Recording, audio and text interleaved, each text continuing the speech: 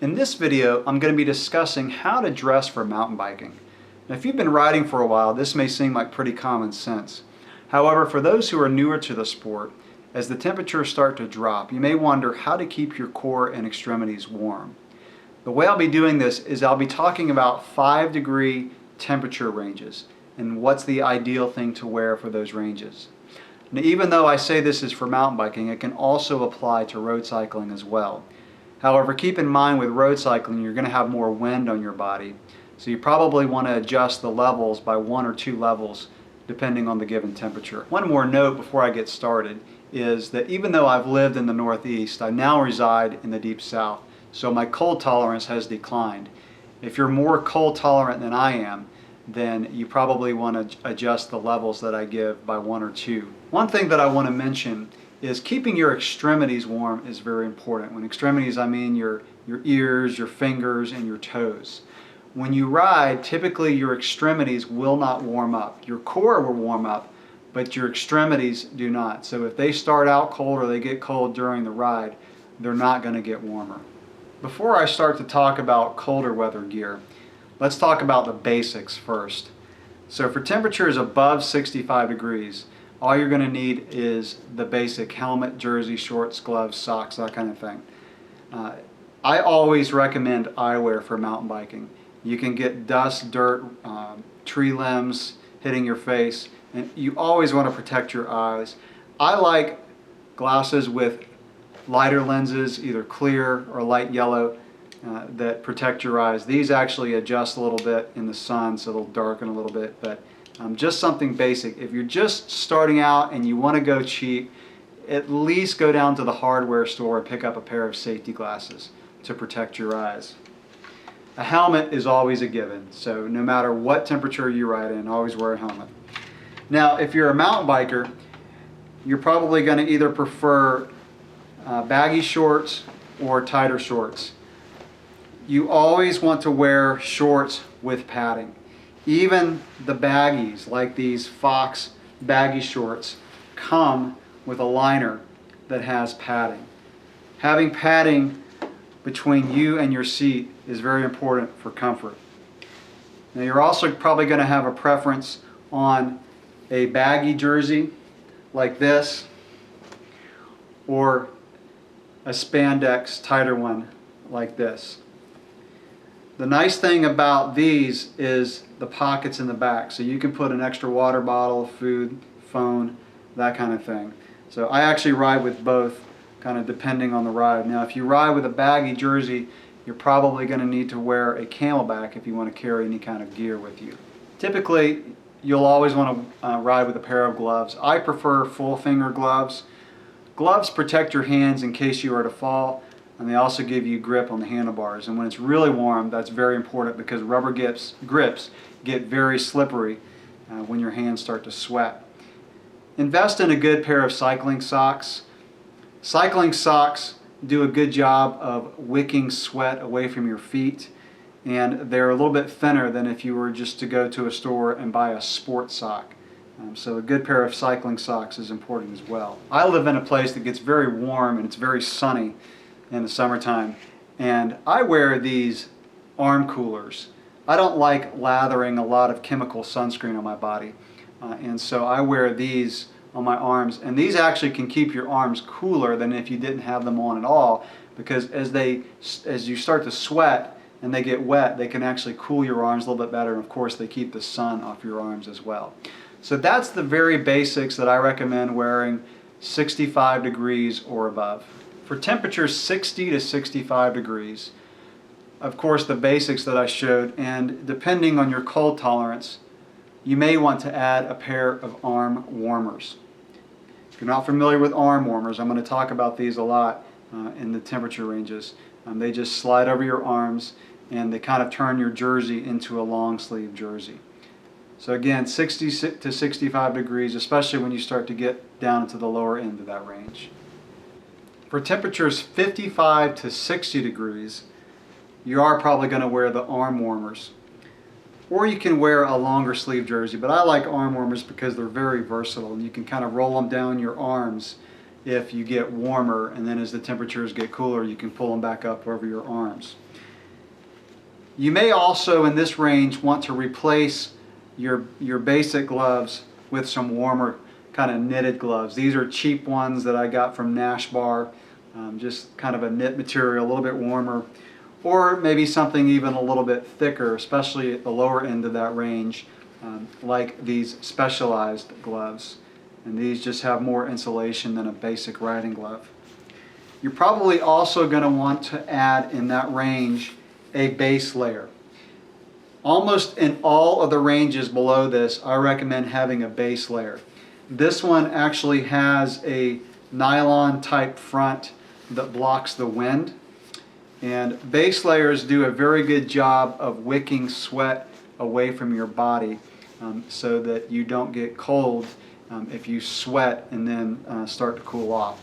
So adding a base layer at this temperature range is probably what you're going to want to do. For temperatures 50 to 55 degrees, again, in addition to your basic shorts and jerseys, the arm warmers become really important in this range. Like I said, the base layer. You may want to add a vest. Cycling vests are very versatile. They're nice because you can roll them up and put them in the back of your jersey and pull them out when you start to get cool. And this one it's got a mesh back, so it's vented very well in the back. And then of course the front zips up and has a nylon to block the wind. So keeping the wind off your body starts to get really important in the 50 to 55 degree range.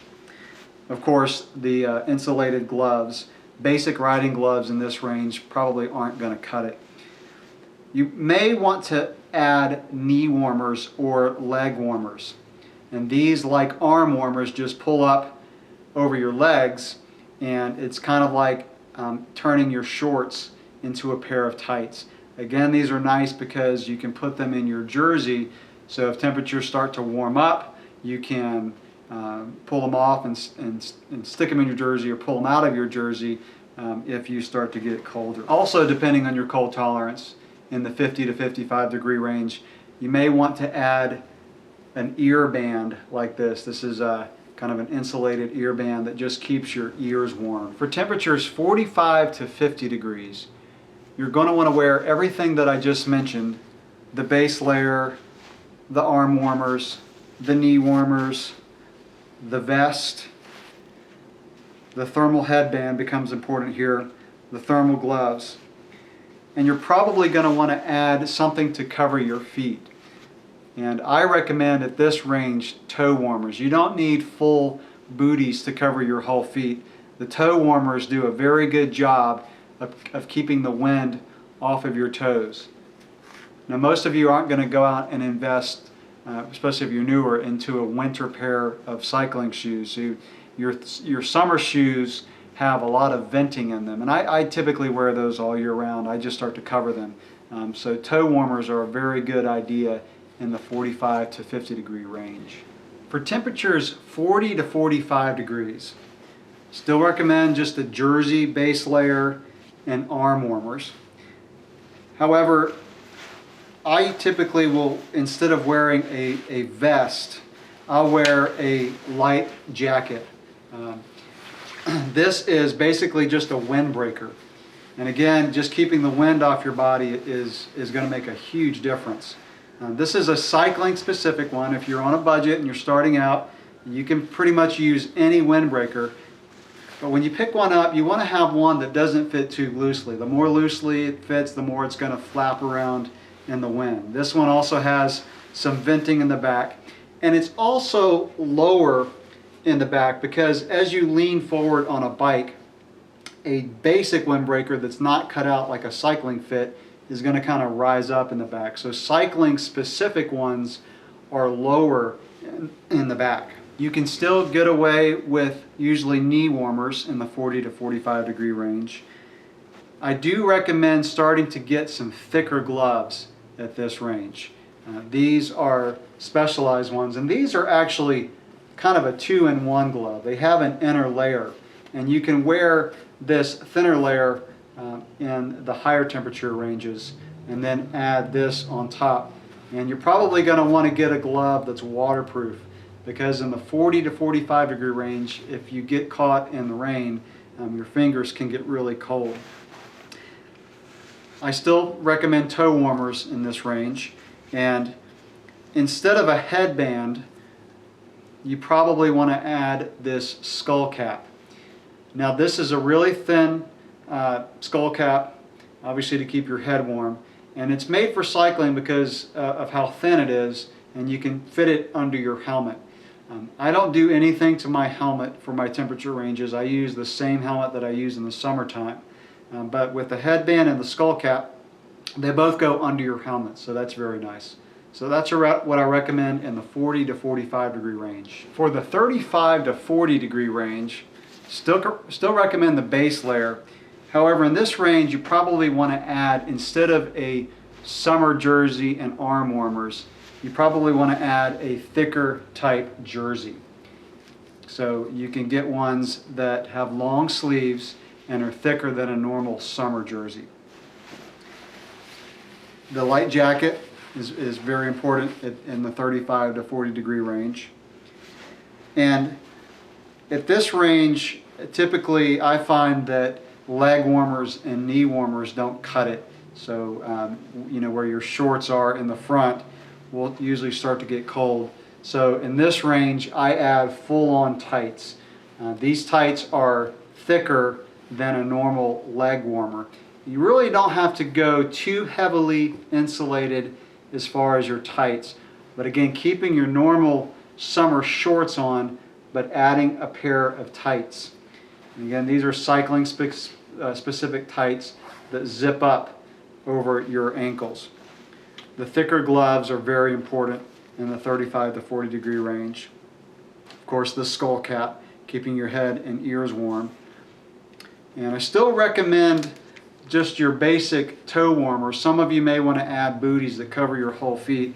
However, in this range, especially if your ride is more than 45 minutes to an hour, you're probably going to want to use these toe warming inserts. And they're called toe warmers, but they have a chemical inside, and once you open them up, you peel off the backing, and I usually put them on the top of my sock, not on the bottom, because that kind of interferes with my comfort in pedaling. And these will last probably 4 to 5 hours and actually release heat through a chemical into your shoe. So again, in the 35 to 40 degree range, keeping those toes warm is very important. And I also recommend, instead of just your basic summer riding sock, I use a wool sock. And these are a little bit thicker and a little bit warmer. So that's what I recommend in the 35 to 40 degree range. In the 30 to 35 degree range, I recommend wearing everything that I just listed in the 35 to 40 degree range, with one exception, and that is either getting a thicker jacket. So this is again one made specifically for cycling. It's thicker than just a standard windbreaker. Or what I do oftentimes is put a vest. This is not just a windbreaking vest, but this is one that has a little bit of insulation to it. And this particular one, made by Pearl Izumi, has a nylon front to block the wind. So I can use this in higher temperature ranges by itself. But you can put this under your windbreaker, and that gives you that layering ability. So if you go with a thicker jacket, sometimes that gets a little bit too warm, because 30, 35 degree, you're talking about freezing temperatures. So again, everything in the 35 to 40, but a thicker jacket or putting a vest under your windbreaker. In the 25 to 30 degree range, again, everything that I just said before, the vest under your windbreaker or a thicker jacket. However, instead of a thermal ear band, you may want to go with something that completely covers your head. This is called a balaclava, and this will give more insulation in your neck area and really around your face. And I'm sure a lot of y'all have seen these. They look really cool. But again, they give just a lot of insulation. They fit under your helmet. They're thin, so they again fit under a standard helmet. Also, instead of just toe warmers in the 25 to 30 degree range, you probably want to go with a full booty. This is one that has a cutout on the bottom for your cleat, and it's a neoprene booty. These are pretty inexpensive. You just slide them over your shoe, zip them up in the back. And these are nice too because they keep water out. So if you go through creek crossings or get caught in any kind of precipitation, they'll keep your feet dry as well. In the 20 to 25 degree range, kind of similar to what I said before, a good thick pair of gloves, got your base layer with the thicker jersey. Again, either a thick vest under a windbreaker, giving you that layering ability, or the thicker jacket. The wool pair of socks, the balaclava to cover your whole head and your face, the booties, and again, these are very important in this 20 to 25 degree range. The toe warming inserts, again, especially if your ride is over 45 minutes to an hour long. And then you can also get the hand warmer version of these, again, for a longer ride, because in the 20 to 25 degree range, I haven't found a good pair of gloves that's going to keep my hands warm for longer than an hour. Your hands, the fingers stick way out there, and mine just get cold. So if I'm doing anything more than a commute to work, I will use the hand warmer version of these. Again, I just peel them off, stick them. Now these get so warm that if you stick them directly on your skin, they can actually be too warm. The gloves that I showed you have that thin layer with a thicker layer on the outside, and I'll probably put those in between. You could actually also, I've never actually done this, but in theory you could stick these on your grip and just grab on top of them with your hands. Also in the 20 to 25 degree range, you're probably going to want some tights that have some really good insulation, and these are the same ones that I showed before, which is the only ones that I use. But you're probably going to really want to insulate your legs, so they make some fleece lined tights.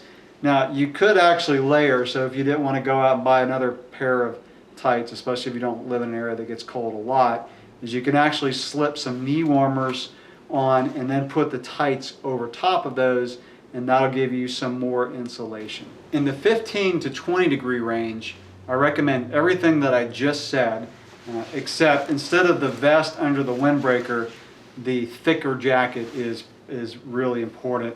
And if you're riding in this range, you're probably in an area where it gets cold a lot, and so having a good thick jacket is very important. And the insulated tights are just vital in the 15 to 20 degree range. Also in this range, again, if you ride a lot in cold weather conditions, heated grips is something you may want to think about. Those are battery powered. Typically you take off your summer grips and put on the heated grips, and they actually will heat up with electricity, and those are really nice. Also, they make gloves that actually come over your handlebars. I don't have a pair to show you, but you would grip your handlebars, and they're big, thick mitts that come over your hands. So in that 15 to 20 degree range, and if I rode in that a lot, I would have those mitts that come over your whole hands and your handlebars, and also the heated grips. For temperatures below 15 degrees, all I wear is a pair of sweatpants and a t-shirt, because I'm not riding if it's that cold. But seriously, if it's below 15 degrees, pretty much everything that I just said, maybe layering a few things, putting a vest on. If you're riding in those temperatures, you probably know what you're doing, and you're going to have to find what works best for you. So those are my suggestions for the given temperature ranges. Now let me wrap up this video with a few tips. First of all, when the weather is colder out, when you start your ride, you actually want to be a little bit cold, maybe a little bit uncomfortable the first 10 to 15 minutes of your ride, because you're going to warm up, your core especially. Now your extremities, you always want to keep warm, because those typically will not warm up, but your core will. If you start out your ride warm and comfy, then you're probably going to be sweating about 15 minutes into your ride. And if you sweat, your clothes obviously get wet, and that can make you cold later on in the ride. Now, I've showed you in this video a lot of different types of clothing, and it can get pretty expensive. I've been building up my cycling wardrobe for 15 or 20 years.